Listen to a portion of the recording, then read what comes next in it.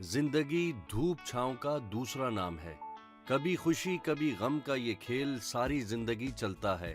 लेकिन जिंदगी की इस दौड़ में अपनी जगह पर जमकर जद्दोजहद करने वाले ही असल हीरो होते हैं। खवातीन की जिंदगी में मर्दों की निस्बत ज्यादा चैलेंजेस होते हैं, खास तौर पर वर्किंग वुमेन्स को घर के साथ साथ अपनी प्रोफेशनल लाइफ में भी बहुत सारे चैलेंजेस से निमटना होता है। आज गामजन में हम आपको एक पुरअज़्म खातून की कहानी सुनाएंगे। उन्होंने प्रोफेशनल जिंदगी में कामयाबियां समेटी, फिर कारोबार की दुनिया में दाखिल हुई। ये कहानी है नाजिया की, जो बाजी दाल चावल के नाम से मशहूर हैं। आइए जानते हैं बाजी दाल चावल की कहानी। देखो नाजिया, नौकरी रोज़ रोज़ नहीं मिलती। अब तो तुम तरक्की भी कर रही हो, तुम्हारे काम से भी बहुत मुतमईन हूँ मैं। मेरा ख्याल है कि तुम्हें जॉब नहीं छोड़नी चाहिए। सर एक्चुअली मेरा एक बेटा है और मैं उसको टाइम नहीं दे पा रही हूँ अपनी जॉब की वजह से, इसीलिए मैं जॉब छोड़ रही हूँ। वो तो ठीक है, लेकिन तुम जॉब छोड़ कर करोगी क्या? तुमने अपने फ्यूचर प्लान के बारे में भी सोचा है? बिजनेस करूँगी। लेकिन बिजनेस के लिए तो काफ़ी पैसा चाहिए होता है। तुम्हारे पास है इतनी इन्वेस्टमेंट? सर अल्लाह ताला है ना कहीं से कोई बंदोबस्त कर देगा। मुझे पता है कि तुम बहुत कॉन्फिडेंट हो और तुमने सोचा है तो तुम इस काम को तो करके रहोगी। मेरा मशवरा तुम्हें यह है कि अंधेरे में तीर नहीं चलाना चाहिए। सबसे पहले अपनी इन्वेस्टमेंट को इकट्ठा करो, उसके बाद बेशक चाहे तो जॉब छोड़ देना। सर बिजनेस के लिए इन्वेस्टमेंट की ज़रूरत नहीं होती, इरादा और फोकस होता है। और बिजनेस तो चंद हज़ार से भी स्टार्ट कर सकते हैं। चलो ठीक है, मेरा काम तुम्हें मशवरा देना था। बाकी wish you good luck for the future. Thank you so much sir. Nazia ने अपना प्रोफेशन करियर कामयाबी से जारी रखा हुआ था। उसके पास कई मल्टीनेशनल कंपनियों का तजुर्बा था। उसने मुख्तलिफ पोजीशंस पर काम करके अपनी काबिलियत का लोहा मनवा रखा था। लेकिन वो अपनी प्रोफेशनल जिम्मेदारियों के दौरान बतौर माँ भी अपनी जिम्मेदारियां पूरी करना चाहती थी। वो सिंगल मदर थी। नाजिया को महसूस हो रहा था कि उसकी मुलाजमत के औकात की वजह से वो अपने बेटे पर पूरा ध्यान नहीं दे पा रही। नाजिया के ख्याल में ये नाइंसाफी थी कि वो अपने बेटे को नजरअंदाज करके अपना सारा ध्यान अपने प्रोफेशनल कैरियर को दे। नाजिया ने एक मुश्किल फैसला किया। उसने जॉब छोड़कर बिजनेस करने का इरादा कर लिया। नाजिया के पास बड़ी इन्वेस्टमेंट तो नहीं थी, लेकिन उसका इरादा पक्का था। अस्सलाम वालेकुम। मेरा रियल नेम नाजिया है, निक नेम तूबा मलिक है, लेकिन मुझे कोई मेरे नाम से नहीं जानता। मुझे जानते हैं बाजी दाल चावल वाली के नाम से।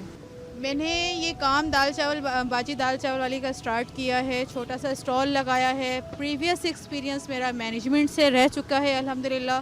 बहुत सारे मल्टीनेशनल में एज अ शिफ्ट मैनेजर रह चुकी हूँ, सुपरवाइज़र रह चुकी हूँ, मार्केटिंग डिपार्टमेंट में मार्केटिंग मैनेजर रह चुकी हूँ, हत्ता कि दुबई तक 7वां राउंड अबाउट जॉब कर चुकी हूँ।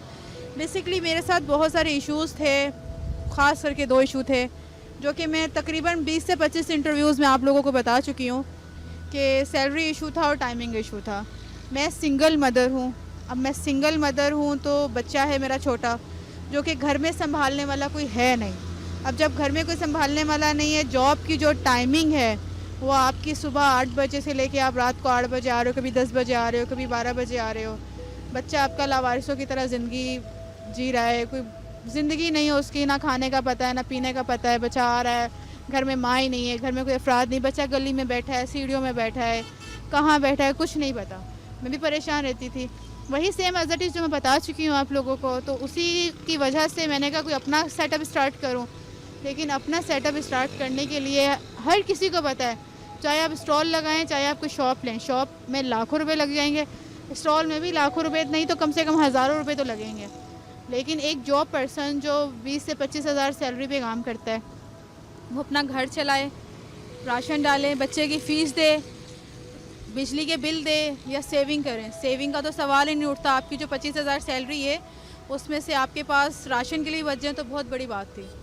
तो बहरहाल को समझ नहीं आ रहा था कि एक्सपीरियंस होल्डर हूँ, ब्यूटिशियन भी हूँ और रेस्टोरेंट से मेरा ताल्लुक़ है बचपन से लेके अब तक। शौक़ भी इसी काम का रहा है, हाथ का हुनर भी है, टेस्ट भी अल्हम्दुलिल्लाह गॉड गिफ्टेड टेस्ट है। जो कि फैमिली वगैरह रिलेटिव्स वगैरह बहुत लाइक करते हैं अल्हम्दुलिल्लाह, और बाकायदा से फरमाइश करके मुझसे पकवाते हैं। तो क्या करूं, कैसे स्टार्ट करूं? रेस्टोरेंट के लिए तो बहुत बड़ी अमाउंट चाहिए, छोटे से रेस्टोरेंट के लिए भी मुझे 15-20 लाख रुपए चाहिए। इसको करते करते तो मैं शायद कब्रों में जा चुकी होंगी। किसी के आगे हाथ नहीं करना, भाई हैं, रिश्तेदार हैं, बहन भाई, तो वो मुझे किसी के आगे हाथ नहीं करना। अब खुददारी है, क्या करें, फितरत है ना, हर किसी की फितरत में कुछ ना कुछ शामिल होता है। मेरी फितरत में खुददारी शामिल है। तकरीबन मोस्टली खुददारी होती है लोगों के पास, और कुछ लोग मजबूरी के आगे घुटने टेक देते हैं। तो मैं मजबूरी के आगे घुटने टेकने वालों में से नहीं थी। हाँ, घुटने टेके उस अल्लाह के आगे टेके, सजदे में भी गए तो उस अल्लाह के आगे गए, तो उसने नवाजा। ये आपकी नज़र में स्टॉल है, ठेला है, कुछ भी आप इसको कहें, लेकिन अल्हम्दुलिल्लाह ये भी बता दूँ, ये ठेले से मैं फूड कार्ट भी बना चुकी हूँ। फूड कार्ट माशाल्लाह जो कि 11 मुहर्रम से मैं ओपनिंग कर दूँगी, जो कि मैंने बाइक पे, लोडर पे मैंने 4 लाख तक का उसका सारा इन्वेस्टमेंट की है, वो भी बन गया। क्यों? जिसने अल्लाह पे यकीन किया, जिसने अल्लाह से मांगा, वो दुनिया के आगे फिर आपको झुकने नहीं देगा। तो कहने का मकसद ये है कि अल्हम्दुलिल्लाह मैं यही काम कर रही हूँ बाजी दाल चावल वाली का। और दाल चावल है मेरे पास, मुख्तलिफ़ आइटम्स होती हैं, सालन वगैरह होते हैं। 11 मुहर्रम से मैं मेन्यू डिस्ट्रीब्यूट कर दूँगी इंशाल्लाह। पूरा इरादा है कि अपकमिंग वीक में मैं एक राइडर भी हायर कर लूँ, ताकि आप लोगों को मैं डिलीवरी भी दे सकूँ इंशाल्लाह ताला। बाकी है कि इस काम को आगे बढ़ाने की पूरी कोशिश है। अब देखते हैं होता क्या है, ये तो मेरे अल्लाह को पता है। यहाँ तक मुझे नहीं पता था कि मैं आऊँगी, और यहाँ तक भी आ गई तो आगे भी मेरा अल्लाह ताला मुझे पहुँचाएगा इंशाल्लाह ताला। अरे यार भूख लग रही है यार बहुत, क्या खिलाएगा आज तू? आज तुझे मैं ऐसा खाना खिलाऊंगा कि उंगलियां चाटता रह जाएगा। अबे क्या खिलाएगा, जल्दी बता, मुझे भूख बढ़ रही है। चल आजा, तुझे दाल चावल खिलाता हूँ, क्या याद करेगा? दाल चावल? अबे मैं समझा तू पता नहीं कौन सी स्पेशल डिश खिलाने वाला है।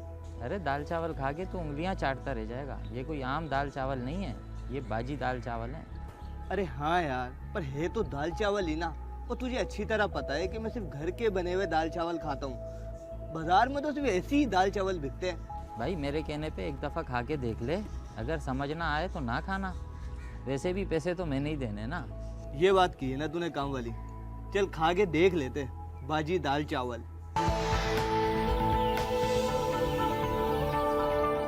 नाजिया ने दाल चावल का एक छोटा सा स्टॉल लगा लिया था। ये उसके कारोबार का आगाज था। नाजिया को इस कारोबार का कोई तजुर्बा नहीं था। उसने तो मल्टीनेशनल में काम किया था, जहां इंचार्ज और सुपरवाइजर की पोजीशन पर काम किया था। ऐसी पोजीशंस पर काम करने वाले किसी भी फर्द के लिए ये एक चैलेंज होता है कि वो बहुत छोटा सा बिजनेस करे, लेकिन कहते हैं ना कि आगाज हमेशा थोड़े से ही होता है। नाजिया के लिए सबसे बड़ा चैलेंज ये था कि इसे दाल चावल की खरीदारी से लेकर तैयारी तक सारा काम खुद करना पड़ता था, लेकिन इसने हिम्मत न हारी और बड़ी हिम्मत और हौसले से अपना कारोबार जारी रखा। अब तो उसके दाल चावल का स्टॉल बहुत मशहूर हो चुका था और वो बाजी दाल चावल के नाम से मशहूर हो गई थी।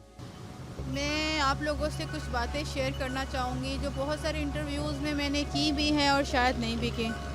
देखिए, कोई भी काम स्टार्ट करते हैं तो वो आसान नहीं होता। ख़ास करके आप एक स्टॉल किसी गवर्नमेंट की जगह पे जाके आप लगाओ, ये आसान नहीं है, बहुत मुश्किल है, बहुत मुश्किल। तो बहरहाल अल्लाह का शुक्र अदा करती हूँ, अल्लाह से दुआ की, नमाज़ पढ़ी। बस था कि घर के थोड़ा सा ये 15-20 मिनट का मतलब सफ़र है, तो मैं मिलेनियम ही स्टार्ट कर लूँ। तो मिलेनियम स्टार्ट करने की जगह समझ नहीं आ रही थी, कहाँ जाऊँ, कैसे जाऊँ, कोई इशू ना हो, कोई मसला ना हो। अल्हम्दुलिल्लाह लेकिन ऐसा नहीं हुआ। यहाँ पे सबने सपोर्ट की, कभी कोई मेरे पास नहीं आया, मुझे कभी किसी ने परेशान नहीं किया। अल्हम्दुलिल्लाह मैं ऐसे लग रहा है जैसे मैं अपनी जगह पे आके काम कर रही हूँ। मैं बहुत सेटिस्फाइड उस जगह से भी, और सबसे बड़ी बात है मेरा यकीन अल्लाह पर है। कहीं भी खड़े हो जाओ, रोज़ी का मालिक तो वो रज़ाक है, वो देगा ना। जगह आप कोई सी भी सोना थोड़ी होगी, मट्टी को सोना भी बनाना तो ये हमारे अल्लाह ही है जो करता है सारे मामलात। तो बस यही है सारे मामलात। हाँ, मुश्किलात आती हैं और थक भी जाती हूँ, क्योंकि मैं सिंगल हूँ। लाना भी खुद है, पकाना भी खुद है, बाइक पे लाना भी खुद है, फिर लगाना भी खुद है, फिर सेल भी खुद करना है।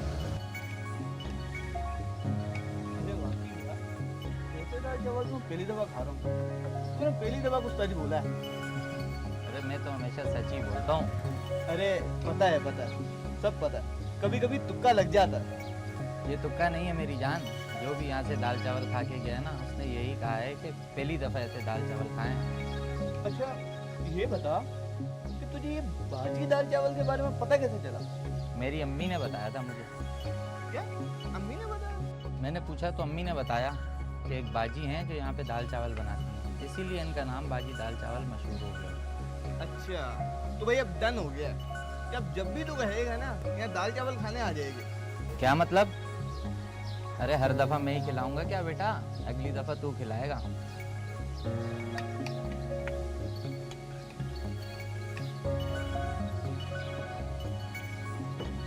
बेसिकली देखें, जब मैंने आपसे ये कहा कि ये जो काम मैंने स्टार्ट किया है ये 3% का है और यहाँ पे सिर्फ मैं अकेली हूँ।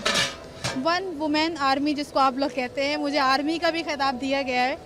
बहुत शुक्रिया लोगों का जिन्होंने खिताब दिया है, मैं तो इस काबिल नहीं, मेरे अल्लाह ने कर दिया अल्हम्दुलिल्लाह। तो बेसिकली बाय भी खुद करना है मुझे और उठना भी खुद है, पकाना भी खुद है, लाना भी खुद है और सेल भी खुद करना है। रात को 3 साढ़े 3 बजे तक मैं उठ जाती हूँ, जिसमें उठने के बाद जो है कि मैं रेडी होते होते 4 बज जाते हैं, फिर कटिंग करना, ये करना, वो करना, 5-6 बज जाते हैं। मेरे पास पीछे बचते हैं 3 घंटे, जिसमें मुझे 3 सालन या 4 सालन जितने भी बनाने घर में 4 से 5 मैंने चूल्हे वगैरह का सेटअप लगाया हुआ है, उसमें मैं पकाती हूँ। 8:30-9 बजे हर चीज़ रेडी करनी है, फिर मुझे घर का काम भी खुद करना है, मासी नहीं आती। ज़ाहिर सी बात है, इतनी अमाउंट जब होगी तो इंसान हर फैसिलिटीज़ आपको मिल जाती है जब आप इनकम कमाते हो। अभी तो स्टार्टिंग है, कुछ पता नहीं क्या होने वाला है, इंशाल्लाह अच्छा ही होगा।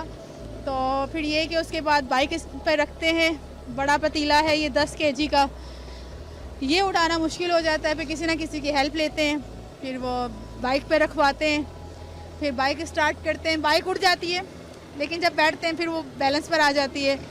अल्लाह का नाम लेते हैं, अल्लाह से कहते हैं अल्लाह पहुंचा दे, ट्रैफिक में कामते कामते बस पहुंच जाते हैं। फिर यही 3-4 बजे यहाँ से फारिग होते हैं, फिर घर नहीं जाना, फिर ख़रीदारी करनी है, कन्वेंस बचानी है। ऑटो के रिक्शे आप नहीं अफोर्ड कर सकते तो आपको बाइक चलानी पड़ेगी। अब ज़ाहिर सी बात है, जब बाइक चला रहे हैं आप तो अल्हम्दुलिल्लाह जो मुझे 500 ऑटो वालों को देने पड़ रहे थे, मैं 200 में आना जाना 2 डेज़ में कर लेती हूँ, तो मेरे 400 बचे ना ये।